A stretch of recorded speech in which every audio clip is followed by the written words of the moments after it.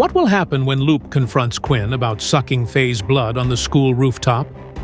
Is Vorden's attack on Layla a sign of a deeper issue? Will Peter's new secrets signal a rift in his friendships? Or is something more sinister at play?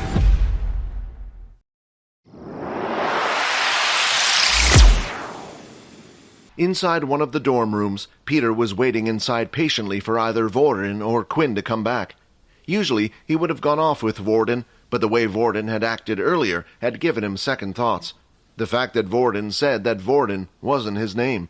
Peter wasn't exactly sure what he had meant by that. While Peter was busy worrying about the others, there was a sudden knock at the door. When he opened the door, though, Peter immediately tried closing it, but a hand had come out and held the door open. "Looks like he's not here," Momo said, looking around the room. Peter didn't have a good feeling about this. He remembered the last time they had met and how he had given Vorden a warning. "Well, since you're the only one here, why don't you come with us?" Momo said. "We have some plans, and we think you might be the perfect person to help us." Peter felt like he had no choice but to listen. Momo was a level 6 user. Back on the school rooftop, Loop had just arrived to see his friend being held by what looked like some humanoid creature. It was dark, so it was hard to see clearly, but as the creature held Faye in his arms and was biting into his neck, he could see glowing red eyes. An object started to grow out of Loop's body. It was a long, thin, white piece of bone that was the same size as a small sword. He pulled it out and threw it straight at Quinn. The flying sword bone flew straight at Quinn, but he knocked it away with his hand. Almost straight after, another piece of bone came at him, and behind it was Loop running right towards him. In both of Loop's hands, he held 2 white bone swords and swung them down at Quinn. However, Quinn managed to grab onto both of the bone swords, stopping them in place. When Quinn tried to use his strength to break the bones, surprisingly, nothing was happening. That was because of the difference in ability level. Loop was a level 3 ability user. The special substance he was able to create out of his body was stronger than that of a basic tier beast weapon. The bone spikes had managed to pierce Quinn's body in several different places, but luckily he was able to avoid a blow to the head, and his hands were protected by the gauntlets. 10 of 20 HP. Loop retracted the bone spikes into his body and was ready for the same attack again. As he breathed in, though, he could see Quinn swipe his hand like a claw. Loop ducked down, and instead of hitting him, the attack continued to go past, and the red lines eventually disappeared into nothing. "Let's see what you're hiding under that mask," Loop said as he stabbed one of the bone swords into Quinn's foot, and then lifted another one at his face. Loop was a good fighter. Quinn's sloppy skills weren't going to save him. 5 of 20 HP, blood bank auto use. 10 of 20 HP, 90 millimeters left in blood bank. 20 of 20 HP, 70 millimeters left in blood bank. 14 of 20 HP. He had thrown a total of 6 blood swipes in rapid succession. 8 of 20 HP. After defending against the first 6 attacks, Loop thought he was done, but another 6 blood swipes came straight after, and his bone swords could no longer take it and eventually snapped. Opponent has been defeated. 50 EXP has been received. 130 of 400. Quinn hated to think about how he would have fought if he didn't have the skill. Quinn then looked back at Faye, who was on the ground. It seemed like after being bitten by him, his targets would stay asleep for some time, which was a good thing, but now it was time for him to feast on a new person. Quinn walked over to Loop's body and cast his Inspect skill. Loop Savvy. Ability, Bone Manipulation. HP 1 of 25. Blood type O negative. Although Loop was bleeding and Quinn was able to just drink from the open wound, this would only give him the extra stat point. Quinn lifted Loop's body from the ground. Only a few inches were separating their faces. "I don't know whether it's a good thing or a bad thing that I'm finding it easier every time I do this." 20 of 20 HP restored. O blood type has been consumed. 1 free stat point has been added. Blood bank has been filled. Strength 13, 3. Stamina 12. Agility 13. Agility 14. In the end, Quinn decided to stick to his original plan and add his stat points into agility. Although Quinn wore his mask, there was still the chance of someone figuring out it was him. However, Quinn wasn't that afraid of them finding out his real identity. After all, the school didn't really care if Quinn beat them half to death. Actions like this were commonplace at the academy. And with no markings on their neck to prove it, they would be treated as madmen without any type of proof. While Quinn was in the middle of his thoughts, he was startled when he heard the door start to open again. Quinn moved instantly at a lightning speed to try and flee the scene, but quickly stopped when he saw it was someone familiar opening the door. "There you are," Layla said. She then looked down and noticed the two bodies on the floor. "Quick, we have to get out of here. The guards will be here any second now." "Oh no, we can't go this way." Layla then started to look around the roof. "I have a plan. Grab me and let's jump." "Are you crazy?" Quinn said.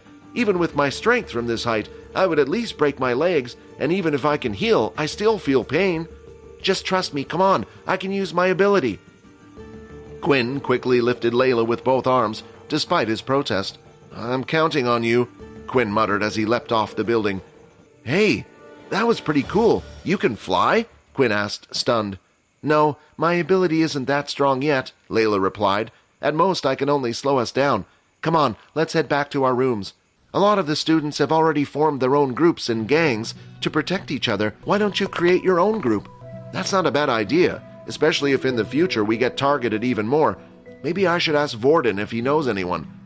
"That crazy guy? I told you he was bad news, Quinn." "What, did something happen?" "It's best if you hear it from your friend Peter. Maybe then you will realize how bad it was. After all, he saw the whole thing. How can the school just let these sorts of things happen? Surely there's a better way," Haley thought. As she went to check up on Faye, she noticed he was now sleeping calmly. However, when she looked at Loop, something had caught her eye that concerned her. In a certain spot on the boy's neck, there were two small puncture wounds similar to that of a snake bite. Haley then tapped her watch and waited a few moments for it to connect. "Hey, General, I believe there might be a stray beast roaming around the school." "What? That's impossible. We have seen no signs indicating the presence of one," the voice on the watch replied. "But there have been some strange signs on two students. I'm a little bit worried," Haley said. "Please, for me, would just investigate it?" Fine, whatever you want. How can I say no to my daughter?" Two military men came rushing in with another student on their back, soaked in blood. "Hurry, this student is in critical condition," the guard shouted. They quickly placed the student on the bed, and Haley quickly got to work. She tried and tried to use her abilities, but it was useless. The student was already too far gone. He had died. Haley then tapped her wristwatch once again to open up a digital report log. "Report, confirming the time of death 9:30 p.m., a first-year student named Brandon Richardson." When Quinn had arrived back in his dorm room, he was surprised to see that neither Vorden or Peter seemed to be there. "It's nearly curfew time. I wonder what they're doing out so late." A few moments later, and Peter was the first to arrive back in the dorm room. He slowly entered the room and didn't even acknowledge the fact that Quinn had returned. He walked slowly over to his bed and placed the quilt over his head, slightly shaking. Then, soon after, Vorden had arrived. He could see a bulge wrapped underneath the sheets on Peter's bed. Then Vorden noticed that Quinn was sleeping. As Vorden looked at Quinn's peaceful face, he smiled. "Looks like you were fine," Vorden whispered to himself. "I'm sorry." Each one of them was dealing with their own problems, yet not one of them knew of the others. As Quinn woke up, he was greeted with his usual morning message. "Daily quest complete. Avoid direct sunlight for 8 hours. 135 of 400 EXP. "Hey, did you get a good sleep?" Vorden asked. "When I came in yesterday, you were completely knocked out." "Yeah, I was pretty worn out yesterday after combat classes." "I heard you got in an accident. Is everything okay?" Vorden asked. "As you can see, I've made a complete recovery. You don't need to worry about me." "Hey, seriously though, Quinn, if you're getting bullied or hurt, just tell me." "Is everything okay, Peter?" Quinn asked. "Huh? Yeah, I'm fine," Peter replied as he got dressed into a new uniform, a little bit spaced out. The three of them then started to head to the canteen, and as they were walking through the hallways, Quinn had spotted someone who he didn't want to see first thing in the morning. It was Loop. When the two walked by each other, Loop stopped and called out to Quinn. "Hey, is it okay to talk to you in private?" Loop asked. Quinn had put this into his calculations that they might group up to attack him, but he didn't think something would happen so soon. However, when he looked around, there was no sight of Brandon or even Faye nearby. "Hey, is everything okay?" Vorden said in a stern voice, not breaking eye contact with Loop. "Yeah, it's fine, Vorden. You two go ahead. I'll catch up with you in a bit." "I'm sorry about yesterday," Loop said as he bowed. "I promise I won't tell anyone about your secret. Please, whatever you do, just let me live. Thanks for keeping my secret. Besides, I don't really have a grudge against you. Although your friends were the one to act on me, you didn't do anything. You were just trying to help your friends," Quinn said. Thank you for sparing me," Loop said. "I promise if you need anything, I will help you. I just don't want what happened to Brandon happening to me." "Brandon?" Quinn said, confused. "What happened to Brandon?" Who is behind Brandon's mysterious fate? Will they manipulate the situation to frame Quinn for the crime? Find out in the next episode. Subscribe to the Pocket FM Fantasy YouTube channel and press the bell icon for instant notifications. Check out our channel for more exciting shows.